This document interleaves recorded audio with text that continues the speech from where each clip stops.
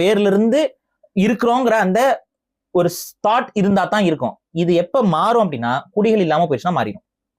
சரி, நீங்க ஒரு 1000 வருஷத்துக்கு முன்னாடி நீங்க போய் வரலாறு எடுத்து பாத்தீங்க அப்படின்னா உங்களையும் என்னையும் அதுல எது ரிலேட் பண்ணுது?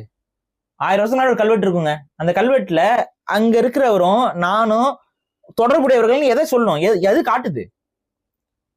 சமூகங்கள் தான், தமிழ் குடிகள் தான் காட்டுது. இந்த தமிழ் குடிகள்ங்கிறது இயல்பாக தோன்றியவை. இதுக்கும் எதுவும் சம்பந்தம் கிடையாது. அப்ப இப்படி இயல்பாக தோன்றிய இந்த வேட்டுவ சமூகங்களும், இப்படி இயல்பாக தோன்றிய இந்த ஆன்மீக சமூகங்களும் யாரோ ஒருத்தன் வந்ததுனால ஒடுக்கப்பட்டு ஒடுக்குமுறைக்கு உள்ளாக்கப்பட்டு தமிழ்நாட்டில் நடந்த பெரிய பெரிய பிரச்சனையினால அவர்கள் அவர்களுடைய அதிகாரத்தையும் பொருளாதாரத்தையும் வாழ்வியலையும் இழந்திருக்கிறார்கள். அதுல எனக்கு மாற்று இல்லை.